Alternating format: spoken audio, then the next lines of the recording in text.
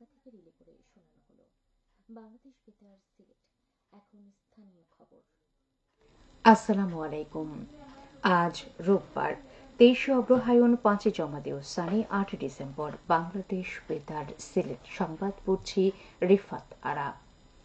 গতকাল ছিল বালাগঞ্জ মুক্ত দিবস। 1971 সালের 7 ডিসেম্বর বালাগঞ্জ মুক্তিযুদ্ধের সর্বাধিনায়ক Bangabir general M A G ওসমানের পৈতৃক বাড়ি পাক হানাদার মুক্ত হয়। এই দিনে বীর মুক্তিযোদ্ধা আজিজুল কামাল স্বাধীন বালাগঞ্জে জাতীয় পতাকা উত্তোলন করেন। এটি বালাগঞ্জবাসীর জন্য গৌরবময় বিজয়ের দিন। 1971 সালের 2 ডিসেম্বর মুক্তিযোদ্ধা আজিজুল কামালের নেতৃত্বে একটি দল ভারত থেকে বালাগঞ্জে রওনা হয়। এক পর্যায়ে 6 ডিসেম্বর তারা বালাগঞ্জে পৌঁছায়। সেখানে তারা জানতে পারে বালাগঞ্জ থানায় পাক সেনা নেই, তবে বাঙালি পুলিশ বাহিনী রয়েছে। পরের দিন 7 ডিসেম্বর পুলিশ বাহিনী আত্মসমর্পণ করলে মুক্তিযোদ্ধারা বালাগঞ্জে জাতীয় পতাকা উত্তোলন করেন। দিবসটি উপলক্ষে বালাগঞ্জ ও ওসমানীনগরে বিজয় র্যালি, পুষ্পস্তবক অর্পণ ও আলোচনা সভার আয়োজন করা হয়। এদিকে আজ পালিত হবে মৌলভীবাজার হানাদার মুক্ত দিবস। দিবসটি উপলক্ষে সরকারি বেসরকারি উদ্যোগে নানা কর্মসূচি গ্রহণ করা হয়েছে।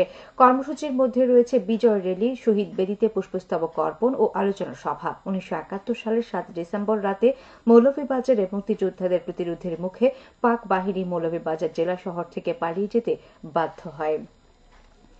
অবশেষে 8 ডিসেম্বর সকালে তৎকালীন মৌলভীবাজার মহকুমা কার্যালয়ের বর্তমান জেলা প্রশাসক কার্যালয় সম্মুখে স্বাধীন সার্বভৌম বাংলাদেশের লাল সবুজের পতাকা উত্তোলন করা হয়। 1971 সালের 30 এপ্রিল থেকে 7 ডিসেম্বর পর্যন্ত মৌলভীবাজার শহর ছিল পুরোপুরি পাক বাহিনীর নিয়ন্ত্রণে।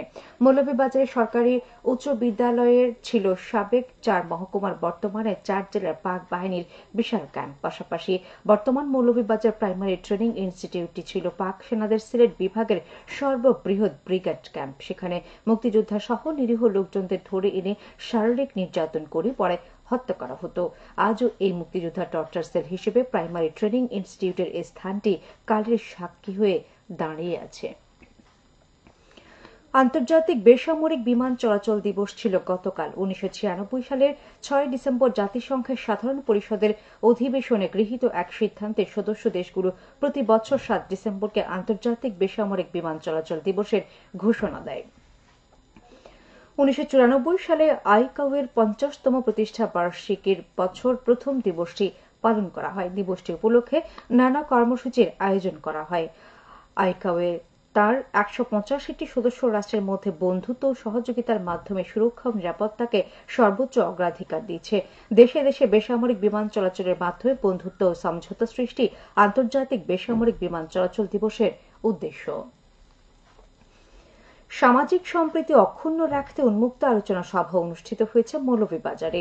গতকাল এম সাইফুর রহমান অডিটোরিয়ামে অনুষ্ঠিত সভায় প্রধান অতিথি ছিলেন মৌলভীবাজার সরকারি কলেজের সাবেক অধ্যক্ষ প্রফেসর ডক্টর এ কে ফজলুল হক। এ সময় বক্তারা সামাজিক যোগাযোগ মাধ্যমে ছড়ানো মিথ্যা তথ্য ও গুজবে বিভ্রান্ত না হয়ে নতুন বাংলাদেশ বিনির্মাণে জাতি, ধর্ম, বর্ণ নির্বিশেষে সকলকে ঐক্যবদ্ধ থেকে সৌহার্দ্যপূর্ণ, বৈষম্যহীন, দুর্নীতিমুক্ত, সুখী সমৃদ্ধ সমাজ ও দেশ গঠনে একযোগে কাজ করে যাওয়ার প্রত্যয় ব্যক্ত করেন।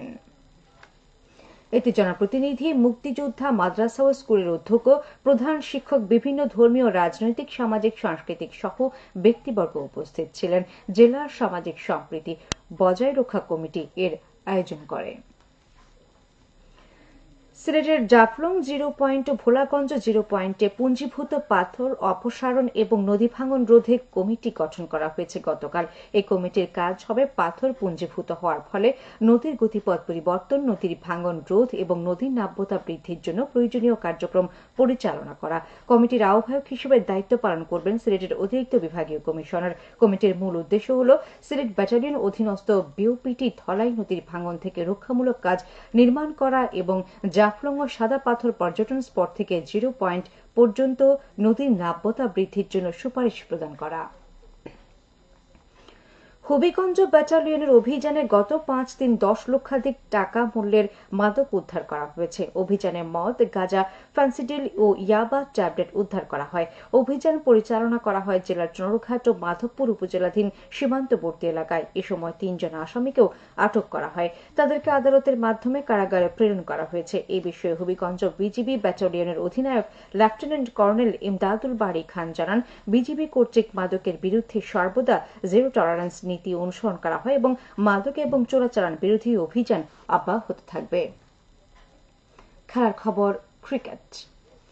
সিলেট আন্তর্জাতিক ক্রিকেট স্টেডিয়ামে 3 ম্যাচ টি-20 সিরিজের দ্বিতীয় ম্যাচে নিজেদের ছন্দ ধরে রাখতে পারেনি বাংলাদেশ নারী দল। গতকাল 47 রানের পরাজয়ের ফলে সিরিজ জয় নিশ্চিত করেছে আয়ারল্যান্ড। 135 রানের মাঝারি লক্ষ্যে খেলতে নেমে টাইগাররা ব্যাটিং বিপর্যয়ের মুখে পড়ে। 22 রানের মধ্যে সাজঘরে ফেরেন বাংলাদেশের শীর্ষ 4 ব্যাটার। পঞ্চম উইকেটে শারমিন আক্তার সুপ্তা এবং স্বর্ণা আক্তার মিলে 48 রানের জুটি গড়লেও দলকে জয়ের পথে ফেরাতে পারেননি। টস জিতে ব্যাট করতে নেমে আয়ারল্যান্ড পাওয়ার প্লেতে সংগ্রহ করে 34 রান। তবে বাংলাদেশি বোলারদের নিয়ন্ত্রিত বোলিংয়ে বড় স্কোর করতে পারেননি আইরিশরা। নাহিদা আক্তার ও জাহানারা আলমের দুর্দান্ত বোলিংয়ের আইরিশ ইনিংস থামে 134 রানে। 2 ম্যাচে হেরে সিরিজ হাতছাড়া করলেও শেষ ম্যাচে জয়ের সমাপ্তি টানার লক্ষ্যে থাকবে নিগার সুলতানা জ্যোতির দলের। সবশেষে আবহাওয়া। আজ বেলা 1টা পর্যন্ত পূর্বাভাসে বলা হয়েছে সিলেট সহ পার্শ্ববর্তী এলাকার জন্য কোনো সতর্কবাণী নেই এবং কোনো সংকেত দেখাতে হবে না। আজ সিলেটে সূর্যোদয় হয়েছে 6টা 26 মিনিটে এবং সূর্য অস্ত যাবে সন্ধে 5টা 3 মিনিটে।